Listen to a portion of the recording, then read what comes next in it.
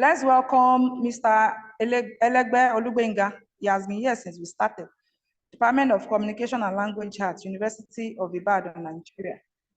So we have newspaper coverage of terrorist activities in Nigeria. Yes, this is also germane and is a trending issue in Nigeria. Please, let's hear from you. Yes, that's a very beautiful one. Let's know what your conclusion is. You are welcome on board, Mr. Olugbenga Elegbe. Hello. Good afternoon. Good afternoon.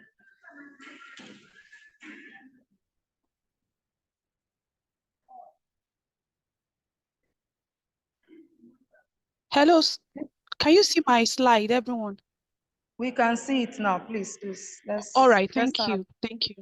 We have 7 minutes. Okay. Thank you so much. So I'll be speaking to my paper on behalf of my prof and I. We'll be talking about the newspaper coverage of terrorist activities in Nigeria. For the introduction, we all know that terrorism is an issue in Nigeria, and it has gained attention of media scholars, especially scholars in the area of media effect and uses. So scholars have examined how newspaper covers, the issue of terrorism, because really the way the media does not tell us really what to do, but they tell us how to behave somehow. So we all depend on the media for, consumption.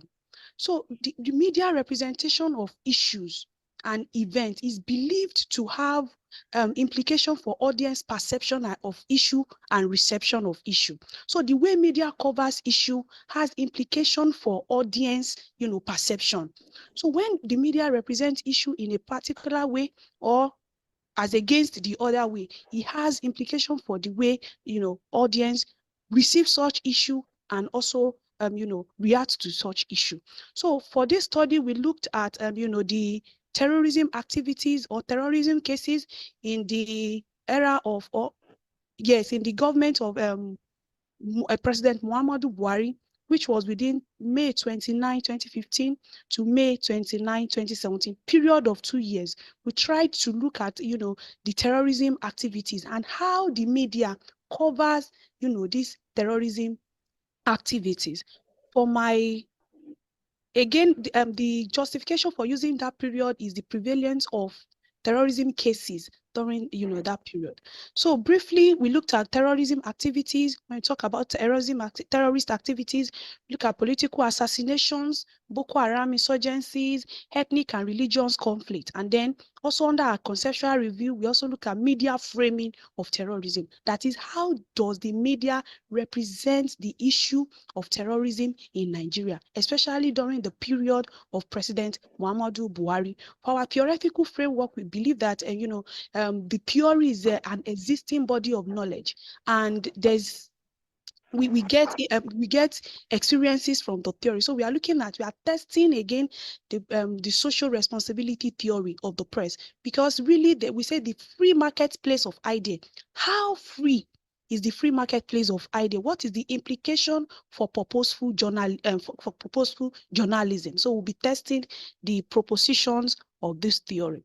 To our research method, our data collection method, we use content analysis. We use both quantitative and qualitative research method. So for our quantitative, we use content analysis. We content analyze some newspaper content, and then we also engaged some journalists and reporter on this issue. For our sampling technique, we use purposive sampling. When it comes to content analysis, we are supposed to give justification for the selection of newspaper. So we use purposive sampling to select 3 national dailies, which are Punch, Guardian, and Nation. And again, the justification for using this newspaper is because of their wide coverage, is because of their reach, their readership, variation in ownership, and online presence. We believe that the ownership of a particular newspaper or media organization has a way of coloring their content, has a way of coloring their coverage, has a way of coloring their reportage. So we'll be looking, we select them based on, you know, their ownership.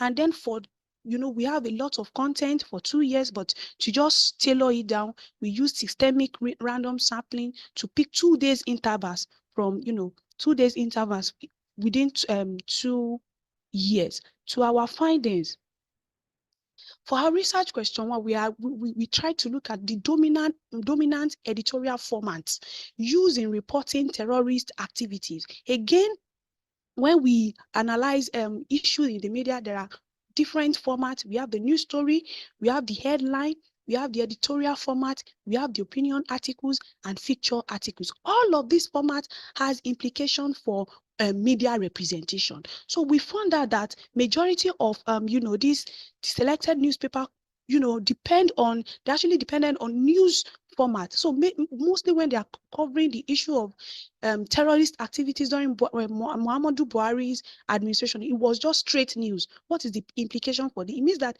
they didn't go in depth. They didn't engage the opinion of experts. So when you're talking about editorials, you are engaging experts. We are engaging scholars in the field, but then they reported the issue based on straight news. However, the Punch and Guardian were observed to be more vocal, although they also engage straight news more, but also in some ways we could also find editorial comments. So they engaged experts' opinions on the issue of terrorism. However, but it was found that the Nation, again, the Nation did not engage editorial format. What did they do? They just cover the news based on straight news. Again, we found out that ownership has the way of, you know, coloring audience, you know, coloring media representation. We could see that it was deduced that due to the ownership of the Nation newspaper, they were not all out, you know, for on the issue of terrorism in Nigeria. So again, the implication is that the analysis shows that variations, there is analysis on the variation of ownership interest. So ownership interest and pattern played in the representation of terrorism cases. For our research question 2. No, just conclude. Okay. Just conclude. We also found out that prominence was not really given to the issue of terrorism in Nigeria, and we can say that that is the press were socially responsible, because the terrorists depend so much on the media for recognition. So if people are doing something and they don't get recognition, they tend to, you know, bring down their guard. So it was also observed that the selected newspaper were socially responsible. In conclusion, the study concludes that Nigerian media has the obligation to be socially responsible in the portrayal of terrorism cases. So they should be socially responsible, and then ownership affiliations, political affiliations should not come in play when you know, they are reporting terrorist cases. So moving forward, there should be strict adherence to professionalism in media reportage. Lastly, Nigerian journalists should be careful in reporting news that can threaten national security and stability of the country. So thank you. Wow, thank you very much. This is very, very relevant. Your method is actually good, but I was expecting your sampling technique before your data analysis. You mentioned content analysis, which is very good. Yes, I did that. Yes. Yes, so it has your sampling strategy, the way you sampled your participants or your the variables you use should come first before your data analysis. So now, moving forward, just like you said, I remember the time when that NSAS time, when there's a particular television, without mentioning, they were actually reporting what was happening. I noticed that they were sanctioned. So what can we do to this? Then, you know, I attend this media, whatever, so many times. When we are talking, I think, beyond what government wants to hear, they have to stop you. And so many times like that. So what are the things we are going to do? You are talking about newspaper, and you said the Nation the nation's newspaper have limitations in this area. You know, there are some threatening factors that might actually hinder them. What do you feel we can do? Because, you know, even some of them, they are restricted. They are being restricted. Now, we are talking about newspapers, we are talking about media houses and all. Why can't we just document all this? Let's bring out the facts, the data. Let's collect our data and we publish our facts. I think this can actually help, except you have other observations, because some of them are actually restricted and some of them have been sanctioned. They have been sanctioned so many times. Of course, I'm used to them. I'm used to them because times they call me for programs. So some of them are sanctioned. What do you feel we can do apart from publishing reports, publishing our data, our findings? What else do you feel can be done to all these newspaper houses? What do you feel can be done based on your research?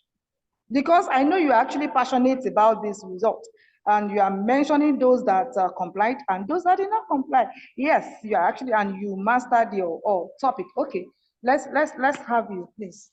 Okay, for me, I believe that there's the issue that the media houses have. They are restricted in the sense that the government in every area has restricted them. The NBC code has restricted them. So many regulations, exactly. And that is why we say that how free is the free marketplace of idea? That is the marketplace of idea. Let all idea come to the marketplace. How free is the free marketplace of idea, really? So we cannot, to some extent, we are just expecting that these media organizations be socially responsible to the public. Of course, if the ownership of a media organization influence and color the kind of thing that they put out, we cannot argue that. But also, we are imploring journalists and media owners to, irrespective of their political affiliations, should be socially responsible in their reportage.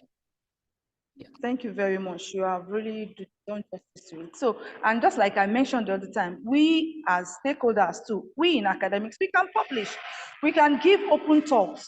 Yes, so that people will be aware of what is going on. I remember this blast that just occurred. Oh, Jesus. Hello, can you hear me? Yes, I can hear you. I can hear you. Okay, this blast that just occurred in Ibadan. I was privileged to have somebody that was there.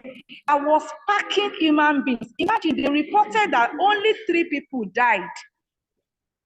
They now moved to 7 people when we have like 50s of them, affected. So by the time we researchers as stakeholders too, and we all hands are on deck. We try to publish the data and our results, and we try to create open field for people to listen to us. Then I think it will change, because these media houses, they are restricted. And I heard over the news that government is actually making effort to curb this terrorism. Man, I don't see anything they are doing, because Yoruba will say, "Entokan lomo." These people are still operating. They are still operating. So what do we do? By the time we publicize them, by the time we shout, we announce, we keep up announcing, we know that something can be done. So thank you very much. Thank you. For representing. This is a very, very wonderful presentation.